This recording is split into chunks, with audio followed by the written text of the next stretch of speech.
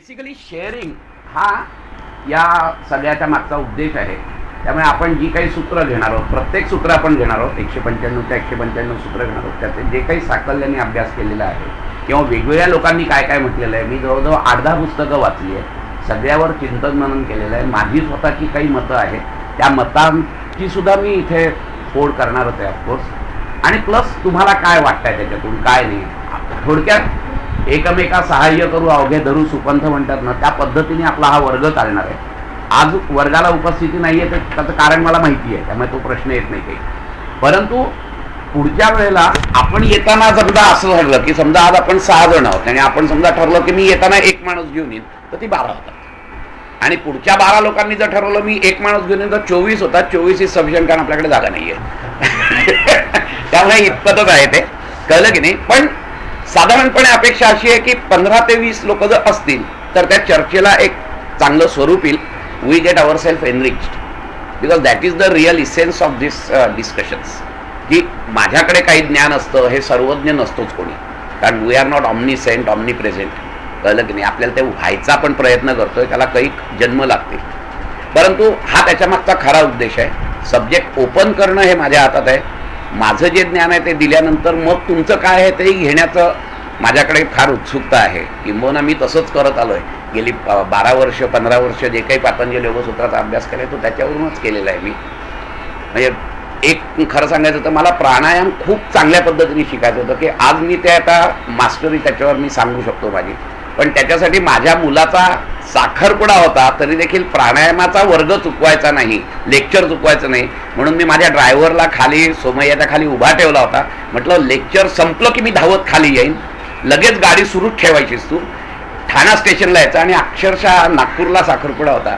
मी ते lecture attend केलं, गाडी सुटलेली होती, मी धावत गाडी पकडली, बाकी सगळे आमची लोक गाडीत होती आणि मी गेलेलो आहे. त्यामुळे ती जी तीव्रता आहे ती तीव्रता माझ्याकडे होती. आणि पूर्वसुकृत म्हणा, आपण वी बिलीव्ह इन रिइन्कार्नेशन आणि कर्मसिद्धांतावर हे असतं, त्याची फळं असतील की मला माझी आई भक्तियोगिनी भेटली, माझे बाबा कर्मयोगी भेटले आणि आमचे सासरे ज्ञानयोगी भेटले. हे सगळं जुळून येणारे गोष्टी असतात, कारण तुम्ही त्याप्रमाणे खेचले जाता. त्याच्यावर बोलू नंतर, त्याच्यावर सुद्धा मी 4-5 दिवस बोलू शकेन. तर थोडक्यात सांगायचं म्हणजे we get our self enrich डिस्कशनमधून, लेक्चरमधून नाही होत कधी माणूस एनरिच. टीचर पण होत नाही, कारण टीचर सुद्धा जो असतो ना, शिक्षक हा शिकतच असतो. अगदी खरं सांगायचं teaching is the best learning, हा माझा अनुभव आहे. कारण त्यामुळे आपण समोरून काय येणार आहे आपल्याला माहीत नसतं, त्यामुळे तो जास्त प्रिपेअर्ड असतो. म्हणजे MA किंवा PhDला सुद्धा मी एवढा अभ्यास करत नसेन की जेव्हा मी शिकवायला जातो कुठे, किंवा MAच्या मुलांना मी शिकवायला जातो. तुमच्याही वर्गात माहिती 1-2दा आलो तुम्हाला माहीत नाही MAच्या इथे शिकवायला, त्यावेळेला जो अभ्यास करतो तो जास्त चांगला असतो, कारण की समोर 50 विद्यार्थ्यांचा काय प्रश्न येईल माहीत नसतो. आणि स्वाभाविक आपला अभ्यास जास्त होतो, की जेव्हा आपण विद्यार्थी असतो तेव्हा होत नाही. तेव्हा आजपासून आपण हे चालू करतोय. साधारण माहिती मी तुम्हाला दिलेली आहे, पण सुरुवातच आपण करूया की नक्की काल आपण बघितलंय की तत्वज्ञान म्हणजे काय, कशासाठी हे करायला पाहिजे, तत्वज्ञानाचा अभ्यास तरी का करायला पाहिजे. काय सुखात आहे की आपण, काय दुःखात आहोत आपण, पण हे नक्की सुखात आहोत का हे आपल्याला जर का आपण खोलात गेलो तर कळणार आहे आपल्याला. आणि म्हणून तत्वज्ञान म्हणजे काय, इथून आपण आज सुरुवात करूया. आणि साधारणपणे तत्वज्ञानचा अभ्यास हा कुठच्या क्षेत्रात येतो हा सुद्धा जर आपण बघितला तर फार सुंदर असेल. तत्वज्ञानाची एक व्याख्या कालच आमच्या वर्गामध्ये सांगितली होती मी, की तत् आणि इदम हे 2 शब्द आहेत. इदम याचा अर्थ हे सगळं, हे सगळं म्हणजे माझ्या अनुभव राशीत येणारं जे जे काही आहे ते सगळं इदम आहे. म्हणजे हे बाहेरचं जग दिसत आहे हे, कारण हे माझ्या डोळ्याच्या अनुभव क्षेत्रात येत आहे. माझे विचार, माझं मन, माझ्या भावना, हे देखील I can perceive the things, जे जे काही मला अनुभव क्षेत्रात येत आहे हे सगळं जे आहे ते सगळं इदम आहे. आणि हे सगळं जे इदम आहे म्हणजे ही सृष्टी आहे, हे विश्व आहे, माझं स्वतःचा इगो पासून सगळं जे जे काही सूक्ष्मात आहे, पण ते सगळं माझ्या अनुभव राशीत येत असतं, मी त्याचा अनुभव घेत असतो. म्हणून अनुभव राशीत येणारी प्रत्येक गोष्ट ही इदम असते.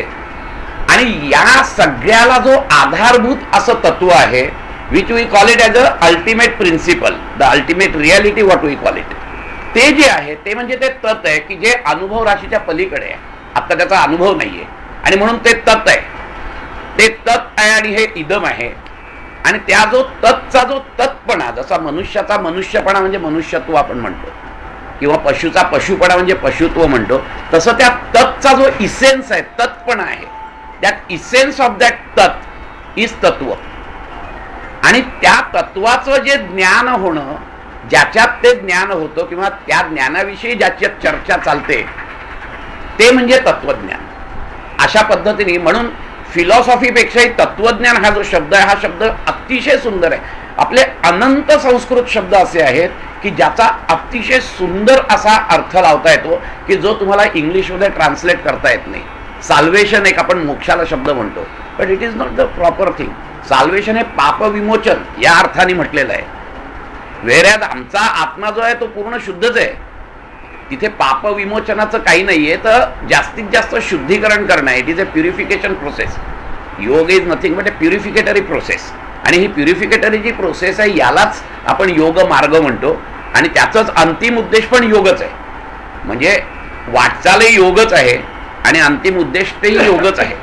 हा एक गोष्ट लक्षात ठेवायची आपण आपल्या तत्वज्ञानाच्या विषयी, की तत्वज्ञानाचा खरा अर्थ त्या तत्चं जे ज्ञान आहे ते ज्ञान करून घ्यायचं आहे, की किंवा त्या ज्ञानाविषयी जी चर्चा असते ती तत्वज्ञानाची चर्चा असते. विज्ञान आणि तत्वज्ञान या दोन वेगळ्या गोष्टी आहेत. विज्ञान हे पूर्णपणे आपल्या अनुभवाच्या याच्यावर तपशील टिपत असतं सगळं, आणि त्या तपशिलाचाच इलॅबोरेट करून विज्ञान बनत असतं, पण ते अनुभव राशीत असतं. पण जे अनुभव राशीत येणारं आत्ता नाहीये, पण जे मूळ आहे त्या मुळाचं जे काही ज्ञान आहे ते ज्ञान तत्वज्ञानात होत असतं. हा विज्ञान आणि तत्वज्ञानामधला फरक आहे. आणि म्हणून तत्वज्ञान जे आहे ते नेहमी तपशिलात जात असतं, की जे जे काही तपशील, ऑब्झर्वेशन, सायन्सची व्याख्याच आहे मुळे, की ऑब्झर्वेशन आणि नंतर कन्क्लुजन, त्याची मांडणी करणं आणि नंतर कन्क्लुजन काढणं, हाच त्याच्या मागचा उद्देश आहे. आणि त्यामुळे ते तपशिलात जात असतं. वेळेस अध्यात्म जे आहे हे अध्यात्मशास्त्र तपात आणि शिलात जात असतं. हा फरक लक्षात ठेवायचा आपल्याला. एकीकडे तपशील आहे आणि एकीकडे तप आणि शील आहे. इथे तुम्हाला तप करायचं आहे, इथे तुम्हाला शीलवतच तुमचं हे असेल तरच तुम्ही त्या मार्गात जाऊ शकता. कारण अध्यात्माचा मार्गच मुळे सात्विकतेतून जात असतो. त्यामुळे सात्विकता हा त्याचा बेस आहे. सत्व गुणात्मक होऊन मगच त्या सत्वाच्या पलीकडे जेव्हा माणूस जातो त्यावेळेला तिथे आपण अध्यात्मात प्रवेश करतो असं होतं. नमस्कार साहेब, या. आणि म्हणून तत्वज्ञान आणि विज्ञान याच्यामधला हा फरक आहे. आता आपल्या इथे आपण म्हणतो की आपलं सर्वात जुनं जे लिटरेचर आहे ते सर्वात जुनं लिटरेचर हे वेद आपण म्हणतो. त्या वेदांमधला बाकीचा फापट पसारा सोडून द्या, कारण वेदांमध्ये प्रचंड फापट पसारा आहे, हे मी आत्ताच सांगतो तुम्हाला. पण काही त्यातली जी वाक्य आहेत ही रिव्हेल झालेली आहेत आणि म्हणून त्याला आपण अपौरुषेय म्हणतो. कारण कुठच्याही ऋषींनी सांगितलेलं नाही की हे मी सांगितलंय म्हणून. त्याचं कारण असं असतं की ऋषींनी प्रामाणिकपणे मान्य केलेलं आहे की जे मला ऐकू आलेलं आहे ते दुसऱ्याचं आहे, माझं नाहीये. फक्त एवढंच आहे की मी माझा अँटेना नीट केला होता ध्यानावस्थेमध्ये, आणि तो अँटेना नीट केल्यामुळे जे ज्ञान या विश्वामध्ये आहे त्या विश्वाच्या ज्ञानाची मी हे समजू शकलो.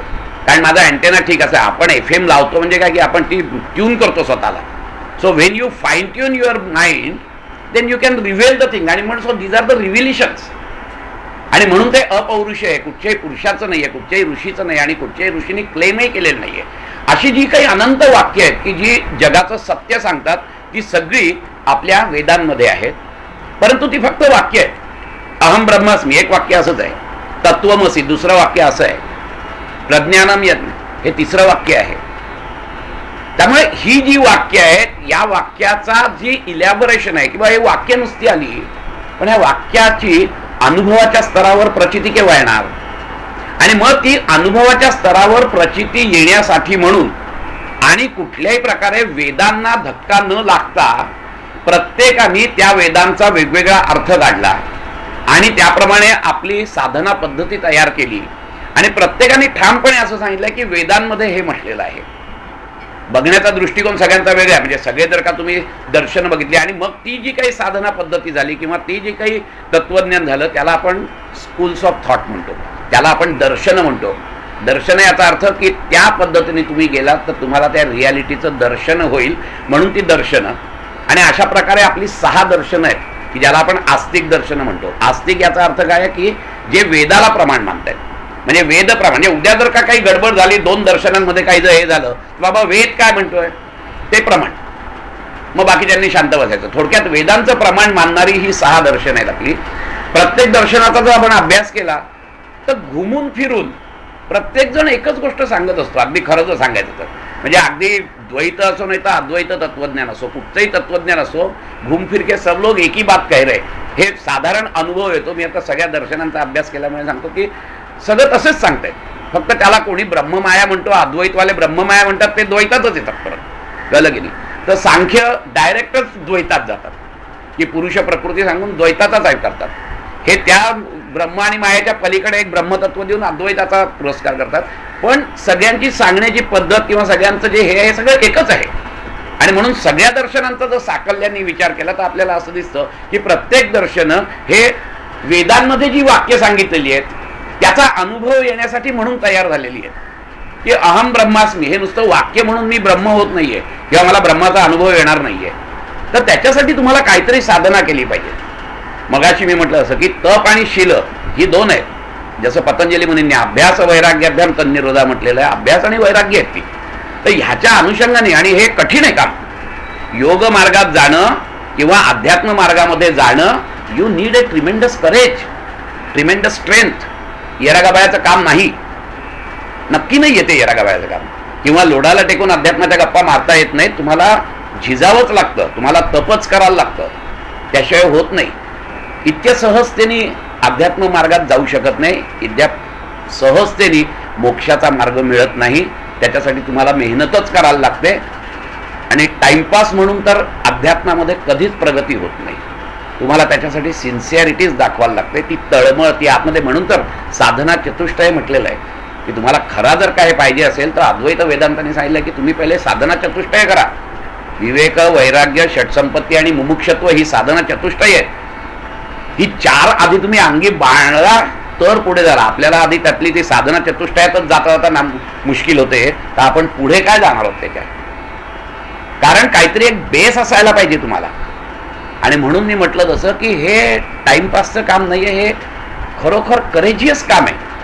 याला धीरच लागतो, याला डेअरिंग लागतं. अध्यात्म साधा विषय नाहीच आहे मुळे हा. आणि म्हणून मग हे जे काही अनुभवाच्या स्तरावर तुम्हाला घ्यायचं आहे त्याच्यासाठी ज्या साधना सांगितल्या आहेत, जे तत्वज्ञान सांगितले, या प्रत्येक दर्शनाला आपण 6 दर्शन त्या पद्धतीने म्हटली आहेत. आणि जे वेदांचं प्रमाण मानत नाही अशी पण 3 दर्शन आहेत. अशी मिळून 9 दर्शनांचा संच आपल्याला भारतीय तत्वज्ञानामध्ये मिळतो. की ही 6 दर्शनं कुठची आहेत? तर ही 6 दर्शनं आपली न्याय वैशेषिक एक जोडी आहे, सांख्य योग एक जोडी आहे, आणि पूर्वमीमांसा उत्तरमीमांसा ही एक जोडी आहे. खरं सांगायचं तर पूर्वमीमांसा आणि उत्तरमीमांसा खूप फरक आहे. एक पक्के भक्ती मार्गी आहे आणि एक पक्के ज्ञानमार्गी आहे. कळलं की नाही? पण साधारणपणे जोड्या या पद्धतीने लावल्या जातात. त्यापैकी या 2 जोड्या सांख्य आणि वैशेषिक आणि वैशेषिक आणि हे न्याय आणि सांख्य आणि योग या जोड्या मात्र पक्क्या आहेत, कारण त्यांच्यात खूप साधारण आहे. कळलं की नाही? अशा पद्धतीने ही 6 दर्शनं जी आहेत त्याच्यापैकी योग दर्शनाचा आपल्याला अभ्यास करायचा आहे. हे सगळं सांगण्याचा उद्देश. आता ही सगळ्या दर्शनांमध्ये काय कॉमन आहे? तर कॉमन आहेच ना. कारण कॉमन एक गोष्ट तर नक्कीच कॉमन आहे की प्रत्येकाने त्या वेदांचं प्रमाण मानलेलं आहे. ही तर एक पहिली कॉमन गोष्ट आहे. परंतु अजूनही 3-4 गोष्टी कॉमन आहेत त्याच्यामध्ये, की ज्या दर्शनांमध्ये तुम्हाला साकल्याने दिसतात.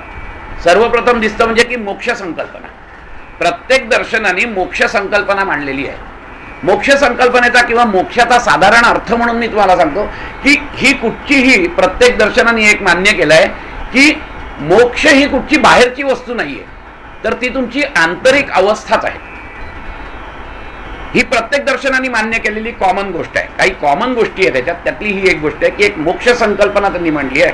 आणि त्या मोक्ष संकल्पनेमध्ये प्रत्येक दर्शनाने हे सांगितलं आहे की ही बाहेरची वस्तू नसून ही तुमची आंतरिक स्थिती आहे. मोक्ष ही बाहेरच्या वस्तूतून तुम्हाला मोक्ष मिळणार नाही, तर तुमच्या आंतरिक मनस्थितीचंच दर्शन म्हणजेच मोक्ष आहे. की जिथे तुम्हाला पुढे काही शिकण्यासारखं राहत नाही, पुढे काही जाणण्यासारखं राहत नाही, असं जेव्हा येते ती स्टेज म्हणजे मोक्ष आहे. मग त्याला कालांतराने जन्ममृत्यूच्या फेऱ्यातून बाहेर पडणं वगैरे ते का वगैरे तो नंतरचा भाग आहे. की मग जन्ममृत्यूच्या फेऱ्यातून बाहेर पडणं म्हणजे मोक्ष वगैरे, तर तसं काही नाहीये. याची देही याची डोळा तुम्हाला मोक्षाची प्राप्ती होत असते. तुकाराम महाराजांनी सुद्धा तेच सांगितलेलं आहे, आमच्या सगळ्या संतांनी तेच सांगितलं आहे, किंबहुना आमच्या सगळ्या संतांनी त्याचा अनुभव घेतलेला आहे की याची देही याची डोळा आपण पुढच्या शुक्रवारी नाही, हा या बुधवारी, येत्या बुधवारी नाहीये, त्याच्या पुढच्या बुधवारपासून रेग्युलर चालू आहे. कारण हे 3च दिवस मग राहत आहेत ना, म्हणून मग आम्ही ठरवलं मुद्दाम की या शुक्रवारी, या बुधवारी नाही पण त्याच्या पुढच्या बुधवारपासून. आणि 2-3 बुधवार मी सगळ्यांना मेसेज टाकीन, आत्ता जे आले त्यांचे फक्त इथे नंबर देऊन ठेवा मला सगळ्यांनी. आणि मी मगाशी म्हटलं जसं की प्रत्येकाने एक निर्णय घ्या की येताना मी एका माणसाला आणीन. म्हणजे आज जे 7 आहेत तर 7 दुणे 14 झाले तरी देखील काही हरकत नाही. आपण जो वेळ खर्च करतो तो वेळ सत्कारने जास्तीत जास्त लोकांना लागावा हा त्याच्या मागचा उद्देश आहे. की हे जे नॉलेज आहे, जे काही आपण डिस्कशन करणार आहोत ते लोकांना मिळावं हा त्याच्या मागचा उद्देश आहे. तर थोडक्यात हा एक मोक्ष संकल्पना, ही एक मोक्ष संकल्पना सर्व दर्शनांमध्ये सांगितलेली आहे. दुसरी एक संकल्पना सांगितली आहे ती म्हणजे कर्मसिद्धांत. आपल्या सगळ्या इंडियन फिलॉसॉफीचा जो बेस आहे तो बेस कर्मसिद्धांत आहे. या कर्मसिद्धांतावरही बोलता येतं. मी आत्ता तिथे 15 दिवस प्रवचनं केली, त्यात 3 दिवस मी फक्त कर्मसिद्धांतावरच बोललो होतो खरं सांगायचं तर. तो एक वेगळा विषय आहे तो. परंतु हा कर्मसिद्धांत हा सुकेल एक कॉमन विषय आहे की कर्मफळ आणि केलेल्या गोष्टीची परत हे म्हणजे action and reactions are same, त्या पद्धतीनेच आपलं चाललेलं असतं आणि त्यालाच अनुलक्षून पुनर्जन्म, कर्मसिद्धांतालाच अनुलक्षून पुनर्जन्म हा देखील एक कॉमन फॅक्टर आहे सगळ्या दर्शनांमधला. त्यानंतर प्रमाणांची चर्चा आहे. कारण प्रमाणांची चर्चा अशासाठी आहे की हे पक्के बुद्धिवादी होते सगळे दर्शनकार. हे उगीच काही सांगणार नाही, याला प्रमाण काय, आपण नेहमी म्हणतो ना तू बोलतोयस याला प्रमाण काय. आणि त्यामुळे प्रमाण चर्चा ही प्रत्येक दर्शनांमध्ये आहे. आणि त्यांनी सखोल अभ्यास केलेला आहे की नाही माझ्या याला प्रमाण असलं पाहिजे सांगण्याला. मी एखादं वाक्य जर बोललोय तर त्याला प्रमाण काय, मग त्याच्यासाठी तर्कशुद्ध भाषेत तत्वज्ञान मांडण्याची हातोटी भारतीय तत्वज्ञानामध्ये जेवढी आहे तेवढी पाश्चात्यांमध्ये नाही. पाश्चात्यांचाही मी अभ्यास केलेला आहे. परंतु एवढी सखोल दृष्टी आमच्या इथे जी दर्शनं झाली ही दर्शनं एकत्रच वाढत गेली आहेत. हाही एक त्यातला खूप महत्वाचा मुद्दा आहे. पाश्चात्य दर्शनं जे किंवा पाश्चात्य तत्वज्ञान जे आहे, पाश्चात्य तत्वज्ञान एक तत्ववेत्ता येतो आपलं तत्वज्ञान मांडतो, त्याच्यानंतर दुसरा तत्ववेत्ता ते खोडून स्वतःचं परत नवीन टाकतो, त्यालाच दुरुस्त करून म्हणा. आमच्या इथे तसं नाही झालं. किंवा तिसरा येतो तो अजून त्यातला सुपर फाईन करतो, सुपर फाईन ट्युनिंग करतो आणि टाकतो आणि ते तत्वज्ञान मान्य होतं. आमच्या इथे असं झालेलं नाही. आमच्या इथे असं झालेलं आहे की सगळी दर्शनं एकाच वेळेला वर आली आहेत. एक दर्शनकार जेव्हा सांगतो स्वतःचं मत, तेव्हा दुसरा दर्शनकार काही मत टाकत असतो, तेव्हा तो पहिल्या सगळ्या दर्शनांचा अतिशय साकल्याने विचार करत असतो. आणि हेच खरं सांगायचं तर कौतुकास्पद आहे. आमची सगळी दर्शनं ही वादी प्रतिवादी पद्धतीने वर गेलेली आहेत. वादी प्रतिवादी याचा अर्थ मला जर का एखादं मत मांडायचं असेल तर त्याच्या आधी दुसऱ्याने जर विरुद्ध मत मांडलं असेल तर पहिली महत्वाची गोष्ट काय असतं तर मी त्या दर्शनाचा पूर्ण अभ्यास करीन, त्यांनी काय म्हटलंय ते सांगीन, त्याच्यावर चिंतन मनन करीन. ते चिंतन मनन झाल्यानंतर ते कसं खोटं आहे आणि माझं कसं खरं आहे हे जास्तीत जास्त सलोख याच्यातून सांगण्याचा मी प्रयत्न करीन प्रमाणांच्या आधाराने. त्याच्यासाठी मी वेगवेगळी प्रमाणं वापरेन की हे प्रमाण आहे माझ्या याला. हे झालं की ज्याच्या विरुद्ध म्हणजे वादी जो आहे तो वादी म्हणतो अरे माझ्या याच्यावर त्यांनी आक्षेप घेतलेला आहे, असा आक्षेप घेतलाय म्हणजे माझा अजून शुद्ध नाहीये. मग तो परत त्याच्या मतावर अजून विचार करतो आणि मग त्याला अजून फाईन ट्युनिंग करतो आणि ते दर्शन परत मांडतो. मग परत हा म्हणतो की अरे हे असं तू म्हणलंयस का, बरं ठीक आहे अजून मी अभ्यास करतो. आणि अतिशय सुंदर रीतीने वादी प्रतिवादी करत आमची सगळी दर्शनं वर जात चाललेली आहेत. आणि अशा पद्धतीने ती सुपरफाईन 6 दर्शनं आज आमच्या इथे उपलब्ध आहेत. आणि ही जी पद्धत आहे या पद्धतीमध्ये कुठेही इगो नाहीये. कारण माझं दर्शन जास्तीत जास्त कसं स्वच्छ होईल याच्याकडे बघण्याचा दृष्टिकोन असतो. पण मी स्वच्छ असताना मला दुसऱ्यांचं दर्शन नीट आकलन व्हायलाच पाहिजे या दृष्टिकोनातून त्यांनी ते केलेलं असतं. आणि म्हणून इथे प्रत्येक दर्शनांचं जेव्हा वाचतो आपण, जेव्हा एक दर्शन वाचायला घेतलं की आपल्याला असं वाटतं नाही हा अगदी परफेक्ट सांगतो, बस आता दुसऱ्या दर्शनाची काही आवश्यकता नाही. आणि मग दुसरं दर्शन वाचायला घेतलं की असं वाटतं की अरे नाही रे हे दर्शन बरोबर सांगताय. आणि मग असं करता जेव्हा आपल्याला चिंतन मनन करतो तेव्हा नंतर मग असं कळतं की सगळी दर्शनं एकच सांगतायत. माझा स्वतःचा अनुभव म्हणून सांगतो की सगळी दर्शनं एकच सांगतायत असंच मला वाटतं, फक्त सांगण्याची पद्धत वेगवेगळी आहे. एक साऊथ इंडियन भाषेत सांगतोय तर एक मराठी भाषेत सांगतोय आणि एक हिंदी भाषेत सांगतोय, एवढंच फरक आहे. वेगवेगळ्या पद्धतीने सांगतायत पण सांगतायत एकच. त्याचं कारण असं असतं की प्रत्येक माणूस हा सुखाच्या मागे लागलेला असतो. ते सुख जे आहे ते एकच असतं. जसं मातृत्वाची भावना एकच आहे, मग ती ख्रिश्चन माता असो नाही तर मराठी माता असो, तसंच हे ultimate reality is one only. त्याची सांगण्याची पद्धत वेगवेगळी आहे, त्याची अनुभव करण्यासाठी साधना वेगवेगळी आहे, आणि म्हणून ते वेगवेगळी दर्शनं झालेली आहेत, परंतु अल्टिमेट रियालिटी रिमेन्स सेम. त्याच पद्धतीने झालं, फक्त सांगण्याची. एखाद्या माणसाला एखाद्या सत्याचं दर्शन या पद्धतीने होतं म्हणून तो ते सांगतो. ते सांगितल्यानंतर त्याला जे फॉलो करतात ते त्याचे फॉलोअर बनतात, आणि मग अशा पद्धतीने एक संप्रदाय तयार होतो. मग ते त्या मार्गाने जातात. पण त्या मार्गाने जर का तुम्ही प्रामाणिक प्रयत्न केला तर जाल ना, कारण शेवटे सगळे मार्ग आहेत ते सगळे मार्ग एका कुठल्या तरी टोकालाच थांबणार आहेत की जिथे ते सत्य आहे. त्यामुळे अनुभव अल्टिमेट जो येतो तो एकच आहे, फक्त त्या अनुभवाला जाण्यासाठी म्हणून मार्ग वेगवेगळे आहेत. मग कोणी ज्ञान मार्गाने जातो, कोणी भक्ती मार्गाने जातो, कोणी कर्म मार्गाने जातो, कोणी ध्यान मार्गाने जातो, कोणी मंत्र मार्गाने जातो. कुठलेही अनंत मार्ग आहेत, पण अनंत मार्गावरून डेस्टिनेशनला पोहोचलं की जो अनुभव आहे तो अनुभव एकच आहे सगळ्यांचा, आणि तो अनुभव म्हणजे सच्चिदानंद. फार सुंदर नाव दिलेलं आहे, सच्चिदानंद. सत, चित आणि आनंद. सत, what ever is eternal is Brahma. What ever is चैतन्यमय, what ever is conscious is ब्रह्म. आणि जे काही ब्लिसफुल आहे ते ब्रह्म आहे. म्हणजे हे तीन गुण नाहीये, तर हे म्हणजेच ब्रह्म आहे. गुण म्हटलं की पदार्थ आला.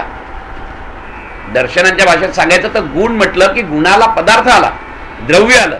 द्रव्याचा गुण असतो, पण गुणच स्वतः अस्तित्वात आहे का, हा प्रश्न परत तत्वज्ञानातला येतो, तो विज्ञानाच्या क्षेत्रात येत नाही. आणि त्यामुळे सत म्हणजेच ब्रह्म, चित म्हणजेच ब्रह्म, आणि आनंद म्हणजेच ब्रह्म.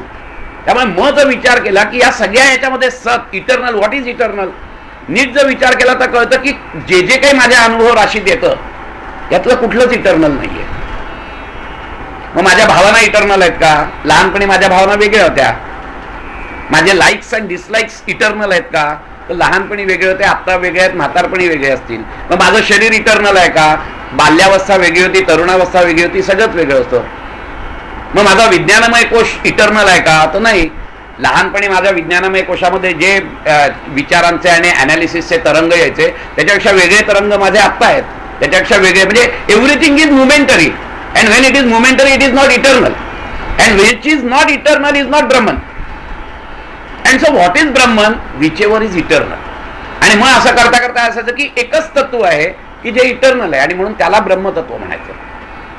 आणि त्या ब्रह्मतत्वापासून बाकी जे निर्माण झालेलं आहे तो वेदांत तत्वज्ञानाचा एक विषय आहे. ते सगळं मोमेंटरी आहे, आणि म्हणून बुद्धांनी पण सांगितलेलं आहे everything is momentary, and because it is momentary it is miserable. Because every momentary thing is miserable, ultimately it leads to misery. कारण आपण ग्रास्प करतो, ते ग्रास्प अशासाठी करतो आपण की ते इटर्नल आहे म्हणून. मी पैसे जेव्हा कमवतो मला खूप आनंद होतो, कारण की ते इटर्नल आहे असं वाटतं, पण ते केव्हा निघून जातात कळतही नाही. आणि माझ्या प्रारब्धात असेल तर आत्ता जर कोट्याधीश मी असेल तर दुसऱ्या दिवशी मी भिकेलाही लागतो. त्यामुळे everything ultimately leads to misery which ever is momentary. आणि म्हणून त्या मोमेंटरीच्या पलीकडे जे इटर्नल आहे, what is that eternal principle, तो शोध जो आहे तो शोध हा अध्यात्मामध्ये येतो. आणि त्या शोधासाठीच हे सगळं चाललेलं असतं. आणि प्रत्येक दर्शनाने तेच सांगितलेलं आहे. आणि म्हणून हा एक कॉमन फॅक्टर आहे. एक मोक्ष, एक कर्मसिद्धांत, एक पुनर्जन्म, एक याची हे म्हणजे प्रमाण चर्चा, आणि वादी प्रतिवादीनी सगळी ही झालेली आहे. ही पाच जी आहे ती पाच कॉमन गोष्टी आहेत साही दर्शनांमध्ये. किंबहुना मी म्हणेन 8 दर्शनांमध्ये. चार्वाक सोडून द्या, चार्वाक जरा वेगळे आहेत पण त्याच्याविषयी खूप गैरसमज आहे, तेही सांगतो मी तुम्हाला. चार्वाक हा अतिशय बुद्धिवान माणूस आहे, त्याच्याबद्दल वादच नाहीये. आपण त्यांना या बाकीच्या दर्शनकारांनी एक घृणास्पद हे केलेलं आहे, आणि त्यांच्यावर काही काही आरोप, जसे आपण करतो ना आरोप सरदारजी लोकांवर, तसं थोडंसं झालं असं माझं प्रांजळ मत आहे. चार्वाकांवर सरदारजी सारखे जोक टाकले गेलेले आहेत, पण तसं नाहीये. चार्वाकांनी कुठेही नीतिमत्तेला धक्का दिलेला नाहीये, कुठेही मॉरल्सला त्यांनी कमी लेखलेलं नाहीये. फक्त त्यांनी एकच सांगितलंय की प्रत्यक्ष हे एकच प्रमाण आम्ही मान्य करतो, बाकी काही मान्य करत नाही. प्रत्यक्ष प्रमाणावर आधारित आहे, आणि यानंतर आमचं काही नाही. आणि म्हणून हे जे जीवन आहे हे जीवन सर्वात सुखी करा. परत तेच सांगतंय चार्वाक सुद्धा, तेच सांगताय की जास्तीत जास्त सुखी राहा, पण त्याचा अर्थ लोकांनी वेगळा घेतला की काही करून सुखी राहा. तर काही करून सुखी राहा असं चार्वाकांनी नाही सांगितलं. म्हणजे परत तेच आलंय, सच्चिदानंद स्वरूपातच आलेले आहेत ते. You be happy. आणि मी स्वतः माझं प्रिन्सिपल सांगतो, मी प्रत्येक माणूस स्वतःचं तत्वज्ञान जगत असतो. मी नेहमी माझं तत्वज्ञान सांगतो की yes, I have decided to be happy and so nobody can make me miserable because I have decided to be happy. Why I have decided to be happy? त्याचं कारण असं आहे की इट इज माय इसेन्स. आपण का प्रत्येक जण सुखाच्या मागे असतो, का बरं कोणी दुःखाच्या मागे नाही लागत? एक तरी जगाच्या पाठीवर असा माणूस आहे की जो दुःखासाठी तडफडतोय, काय दुःख मिळेल, केव्हा एकदा मिळेल असं झालाय त्याला. असं कधीच नसतं. मग याच्यावर पण आम्ही विचार कधी केला नाही. मग प्रत्येक जण सुखाच्याच मागे का लागतो? Everybody is striving for the happiness. Why? मग त्याच्याच अज्ञानामुळे तो वेगवेगळ्या गोष्टींना सुख मानतो, ती गोष्ट वेगळी. ऍक्च्युअली तो जो झगडत असतो ना, तो झगडत असतो शाश्वत सुखासाठी. पण दुर्दैवाने आमच्या अज्ञानामुळे, अविद्येमुळे आम्ही आमच्या पंचज्ञानेंद्रियांना जे सुखकर वाटतं ना, त्याला आम्ही शाश्वत सुख मानतो आणि त्याच्यावर आम्ही विचार करत नाही, कारण आम्ही ते अवेअरनेसनी उपभोगत नाही. If you have the awareness, then you will start thinking on it, because that is the actually reality. Why you are different from animal? It is because that you have got the faculty of analysis and faculty of discrimination. पण आम्ही ते वापरत नाही. आम्ही शेवटपर्यंत 70-75ला माणूस गेला तरी देखील त्या पैशाच्या मागे लागत असतो. तरी तो विचार करत नाही की मी मरणार आहे तेव्हा हे सगळे पैसे इथे राहणार आहेत. आणि जेव्हा तो तडफडत असतो, याचा अर्थ कुठेतरी त्याच्यामध्ये उणीव आहे. उणीव आहे याचा अर्थ तुम्ही बद्ध आहात, तुम्ही मुक्त नाही आहात. मोक्ष म्हणजे मुक्तता आहे. तुम्हाला काहीतरी पाहिजे आहे, ही जेव्हा अवस्था आहे, याचा अर्थ तुम्ही बद्ध आहात. तुम्ही मोक्षाची संकल्पना अशी आहे की तुम्ही बद्धच नाही आहात, तुम्ही मोकळे आहात. Right from gravitational force you are बद्ध, यू आर बॉन्डेड. ते सर्वात सूक्ष्म म्हणजे डिझायर्सनी तुम्ही बांधलेले आहात. डिझायरलेसनेस आम्हाला माहित नाही, आम्ही अनुभवला नाही अजून, त्यामुळे आम्ही बद्ध आहोत. लोक म्हणू देत किती काय मस्त आहे, मी सुखात आहे, 2 गाड्या आहेत, 4 बंगले आहेत, मी सुखात. तो सुखात नसतो, तो बद्धच असतो. कारण तो अजून काहीतरी 5वा बंगला का नाही म्हणून तडफडतच असतो. तो बद्धच असतो, कारण उणीव आहे त्याला. 5वा बंगला मिळत नाही, ही उणीव आहे, तो बद्ध आहे. He is not enjoying his life. Life enjoy करणं याचा अर्थ मला काहीच नकोय, सगळंच मिळालंय, ही भावना असणं. आणि ही भावना डिझायर फुलफिल करून होत नाही, तर ही भावना डिझायर कमी करून होते. वेस्टर्न फिलॉसॉफी आणि ईस्टर्न फिलॉसॉफी मधला मेन फरक आहे. Western philosophy is trying to fulfilling all the desires. कारण त्यांचं प्रामाणिक मत असं आहे की डिझायर्स उत्पन्न करा तर तुमची प्रगती होईल. भौतिक दृष्ट्या ही गोष्ट बरोबर आहे, पण भौतिक पातळीवर ही गोष्ट बरोबर आहे, आध्यात्मिक पातळीवर ही बरोबर नाहीये. कारण इटर्नल सुखासाठी ही गोष्ट बरोबर नाहीये. तर इटर्नल सुखासाठी you have to curtail your desires. आणि वेस्टर्न आणि ईस्टर्न फिलॉसॉफी मधला हा जो फरक आहे, आमच्या इथे सेमी सांगतात की आग विझवण्यासाठी पेट्रोल घेऊन जाणं जसं आहे ना, तसं डिझायर फुलफिल करण्यामध्ये आम्हाला प्रांजळपणे असं वाटतं की आज मला 2 रूम किचनचा ब्लॉक मिळाला की बस, I will be the happiest person in the world. तसं होत नाही आणि त्यासाठी आम्ही ह्या हाणामाऱ्या करत असतो. सगळ्या 5 वर्ष झगडतो, पैसे कमवतो, खूप त्रास सहन करतो, कुठेही आनंदी नसतो. आणि मग तो 2 बेडरूमचा फ्लॅट आम्हाला मिळतो. 2 बेडरूमचा फ्लॅट मिळाल्यावर नाव आय एम हॅपी. पण ते हॅपीनेस किती वेळ असतो सांगा मला तुम्ही? 4 वर्ष झगडल्यावर तो हॅपीनेस माझा हार्डली 5 ते 6 महिने असतो. माझा लगेच माझा दुसरा मित्र मला समोर दिसायला लागतो की ज्याच्याकडे 3 बेडरूमचा फ्लॅट आहे, की परत माझी डिझायर वर येते. Because I have not fulfilled the desire. माझी डिझायर ही अनलिमिटेड हॅपीनेस साठी आहे.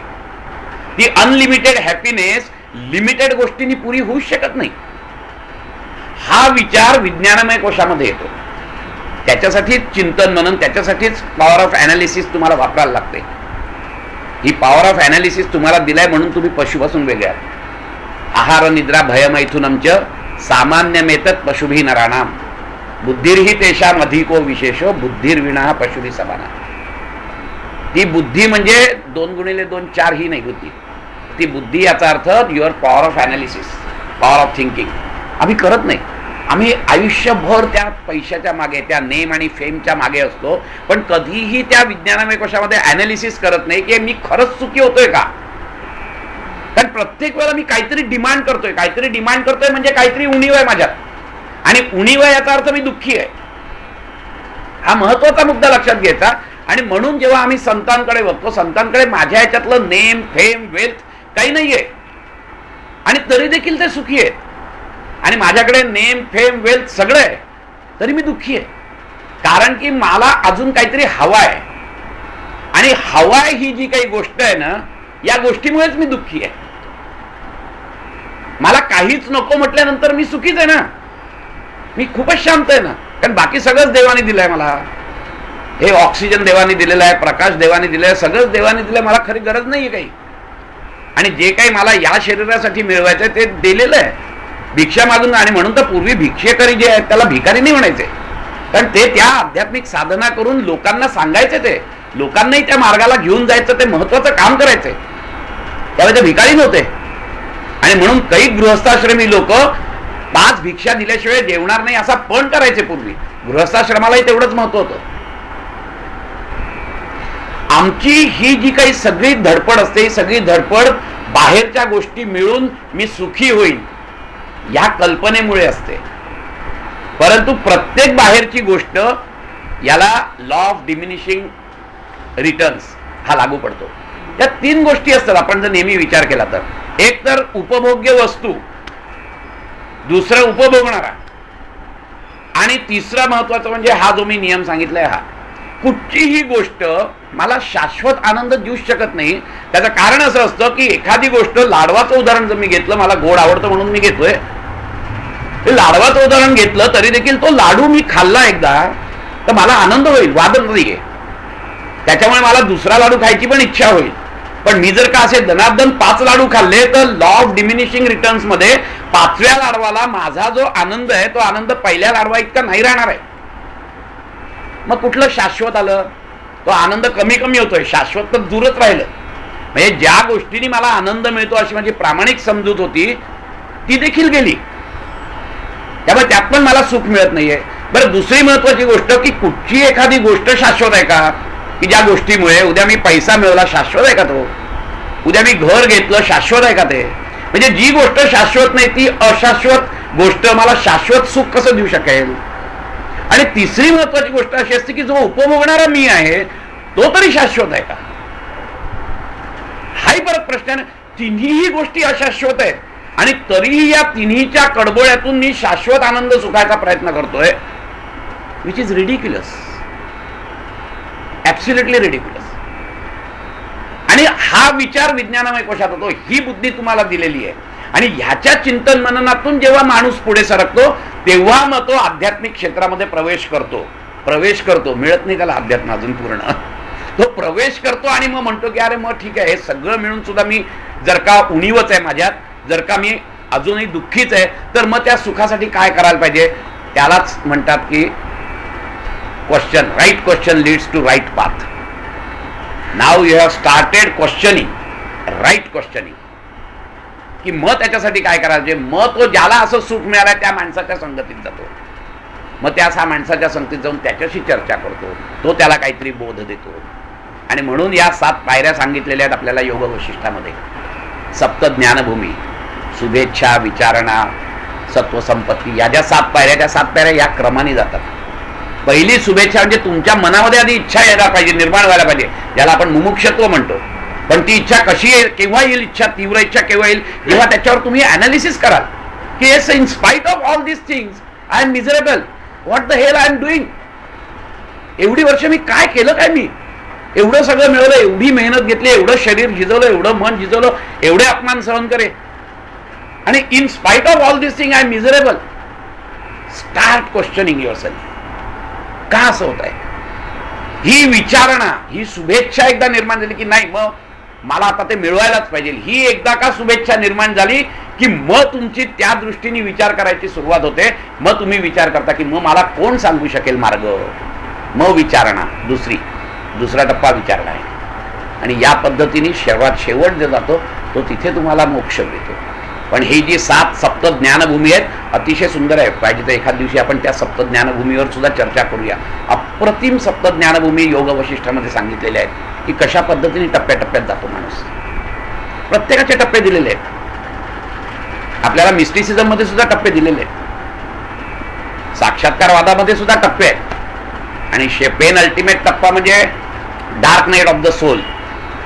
वेस्टर्न मिस्टिसिझम मध्ये तो एक टप्पा आहे ज्याला योग्याची काळी रात्र म्हणतात, की एकीकडे वैराग्य आलेलं आहे आणि दुसरीकडे ते मिळत नाही. अशी धोबिका कुत्तानं घरकानं घाटता ही प्रत्येक आध्यात्मिक माणसाची होत असते, की मला संसाराबद्दल तर वैराग्य निर्माण झालेलं आहे, तिथून मी आनंद नाही घेऊ शकत, आणि जे शाश्वत आनंद आहे ते मिळालंय, एकदा मिळालंय मला, पण आता मिळत नाहीये. अशी जी तडफड ज्याला म्हणतो ना, की मासा पाण्याच्या बाहेर काढल्यावर जशी तडफड होते ना, तसा तडफडीचा तो त्याचा काळ असतो. आणि म्हणून त्याला dark night of the soul म्हटलेलं आहे. तो तडफडत असतो की त्याचा एकदा अनुभव आलाय मला आणि त्यासाठी मी तडफडतोय. आणि इकडे तर मी आता बरं असं आहे का, तो मिळत नाही, जाऊ दे, सोडून दे, मी परत संसारात आलो तर संसारात पण नाही, कारण त्याच्याविषयी वैराग्य निर्माण झालंय मला. अशा पद्धतीने ती जी तडफड असते त्या तडफडीतलाच पेन अल्टिमेट स्टेज. आणि मग केव्हा तरी असं येतं की ते खाडकन ब्रह्मतत्व तुमच्यात येतं आणि तो तुम्हाला साक्षात्कार होतो. बुद्धांचं असंच झालेलं आहे, बुद्धांचं हेच झालेलं आहे. सगळे प्रकार करून झालेले होते बुद्ध, आणि सर्वात शेवट त्यांनी फक्त आपला स्वतःचा मार्ग अनुभवला.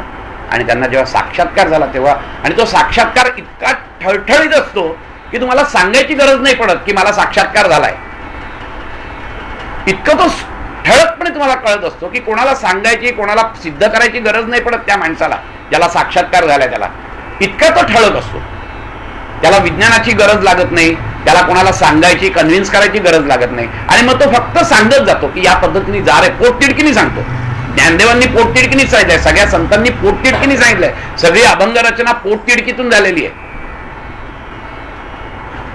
ज्ञानदेवांचा हरिपाठ तर पूर्णपणे पोटतिडकीतून झाला. प्रत्येक याच्यामध्ये त्यांनी सांगितलंय ज्ञानदेवा म्हणे, यात कुठला ॲरोगन्स नाहीये. तर ती पोटतिडीक आहे त्यांची की अरे मला कळलंय आणि म्हणून मी तुम्हाला सांगतो या मार्गाने जा तुम्ही. आणि त्याच्यातून तो हरिपाठ निर्माण झालाय. या पद्धतीने ही सगळी दर्शनं घेऊन जायची असतात. या पद्धतीने त्या दर्शनांचा जर आपण अभ्यास केला तर आपल्याला कळतं की कुठला तरी एक मार्ग आहे, आणि तो मार्ग आम्ही कुठला निवडायचा, तर आमची नैसर्गिक कल कुठे आहे. मनाच्या पण 4 अवस्था आहेत. कोणी संकल्प विकल्पात्मक मन असतं, कोणाचं भावनात्मक मन असतं, कोणाचं कर्मयुक्त क्रियाशील मन असतं. तुमच्या मनाचा नैसर्गिक कल कसा आहे त्या ह्याच्याप्रमाणे जर तुम्ही मार्ग अनुभव चोखालात तर तुम्ही जास्त फास्ट जाल तिथे. एखादा भावनाशील माणूस भक्तियोगामध्ये पटकन पुढे जातो, एखाद्याचं क्रियाशील मन असतो तो कर्मयोगामध्ये पटकन पुढे जातो, एखाद्याचं चिंतन मननशील जर मन असेल तर तो ज्ञानमार्गाने पटकन पुढे जातो, एखादा संयमशील माणूस असेल तर तो ध्यानमार्गाने पटकन पुढे जातो. तुमचा मनाचा कल कसा आहे त्या ह्याच्याप्रमाणे तुम्ही जर मार्ग चोखाळलात तर तुम्ही जास्त फास्ट जात असता. अशा या सगळ्या दर्शनांमधला सर्वात महत्त्वाचं जे दर्शन आहे योग दर्शन, याचा आपण पुढच्या बुधवारपासून अभ्यास करू. जरा जास्तच घेतला वेळ, पण जास्त घेतला म्हणजे काय की तुम्ही लवकर नाही आलात म्हणून जास्त घेतला. पुढच्या वेळेला आपण परफेक्ट 7ला सुरू करू. 7 ते 8 पहिले 8 मिनिटंच मी म्हणणार आहे. मंजिरी म्हणाली 10 मिनिटं, पण 8च मिनिटं आपली प्रार्थना आणि थोडंसं ध्यान. तेही कशासाठी तेही सांगतो. It makes a congenial atmosphere. त्या कंजिनियल ॲटमॉस्फिअरमध्ये जेव्हा आपली चर्चा होत असते, जेव्हा आपण शिकत असतो, जेव्हा सांगत असतो, त्यावेळेला ते जास्त चांगलं आतमध्ये रुजतं, कारण त्या व्हायब्रेशन्स तयार होतात. तर याचा सायंटिफिक अर्थ सांगतो. मगाशी मंजू म्हणाली की आपण याचं का करायचं आहे, तर याच्या व्हायब्रेशन्स आहेत. एव्हरीथिंग इज त्रिगुणात्मक असं आपण म्हणतो. प्रत्येक गोष्ट त्रिगुणात्मक आहे. आणि हे विश्व अख्खं जे आहे, हे विश्व सुद्धा आपण नादब्रह्म म्हणतो. हे नादाने भरलेलं आहे. नाद याचा earth it has got the frequency. प्रत्येक गोष्टीला ठराविक फ्रिक्वेन्सी आहे. त्यातल्या काही सात्विक गोष्टींना काही सात्विक फ्रिक्वेन्सी आहेत, त्याच्यात सुद्धा परत फरक आहे. निगेटिव्ह गोष्टींना निगेटिव्ह फ्रिक्वेन्सीज आहेत. Everything is having A frequency. या ज्या फ्रिक्वेन्सीज आहेत या सात्विक फ्रिक्वेन्सीज आहेत सगळ्या. आणि या जेव्हा तुम्ही वाजवत असता तेव्हा इथल्या वातावरणातही त्या फ्रिक्वेन्सीज तयार होतात. आणि जेव्हा तुमच्या मनाच्या फ्रिक्वेन्सी सुद्धा, तुमच्या भावना सुद्धा वाईट चांगल्या, त्या सुद्धा फ्रिक्वेन्सी आहे. एव्हरीथिंग. म्हणून याला नादब्रह्म म्हटलं. Whatever you are seeing, whatever you are perceiving, whatever you are experiencing has got a certain frequency. आणि जेव्हा या सात्विक फ्रिक्वेन्सी ज्या आम्ही तयार केलेल्या असतात ह्या संगीतातून, त्या जेव्हा या इथे येतात, it is because of the resonance.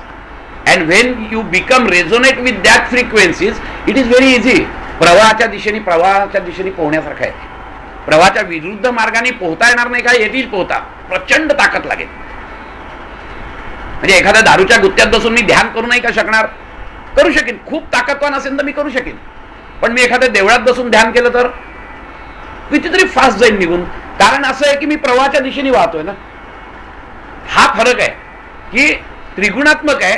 तर हा सात्विकतेतूनच अध्यात्माकडे जात असतो. त्यामुळे सात्विक वातावरण जिथे जिथे आहे तिथे तिथे आध्यात्मिक प्रगती व्हायला तुम्हाला फरक पडतो. त्याचाच हा एक भाग म्हणजे थोडासा संगीताचा भाग असतो. या व्हायब्रेशन्स आपण क्रिएट करतो आणि त्या व्हायब्रेशनमध्ये जेव्हा आपल्या बोलण्याचे, आपल्या विचारांच्या, आपल्या भावनांच्याही व्हायब्रेशन्स त्याला रेझोनेट होतात त्यावेळेला ॲम्प्लिट्यूड वाढतो. When there is a resonance त्यावेळेला तुमचा ॲम्प्लिट्यूड वाढतो आणि ॲम्प्लिट्यूड वाढला तर त्याचा परिणाम तुमच्यावर जास्त होतो. रेझोनन्स थेरीच सांगते ना की तुम्ही एक तार छेडलीत आणि समजा if it is completely resonated tune fine tune म्हणून तर तंतुवाद्य सगळी ही का करतात? त्यासाठीच करतात की परफेक्ट फ्रिक्वेन्सीला मॅच केली तर एक नुसती तार छेडली की आपोआप बाकीच्या तारा व्हायब्रेट व्हायला लागतात. अख्खी आतली पोकळी व्हायब्रेट व्हायला लागते आणि त्याच्यातून गुड मेलडी निघते. आणि म्हणून हा जो फरक आहे हा फरक थोडासा आहे. थोडासा सायंटिफिक त्याला बेस मी सांगितलेला आहे. आपण आज इथेच थांबूया कारण तसेही 8:15 झालेले आहेत. पण पुढच्या बुधवारी नाहीये, येत्या बुधवारी नाहीये, पण त्याच्या मी आता तेच विचारणार होते. बुधवारी आपण विकास नसणार आहे, आपण सुरू केलाय आणि बुधवारचं ठरवलंय. तर बसायचं असेल तर आपण बसू, काहीतरी वाचन करू, नाही तर ओळख करून घेऊ म्हणा काही. मला असं वाटतंय की आत्ताच 2-3 दिवसात लगेच नको बसायला.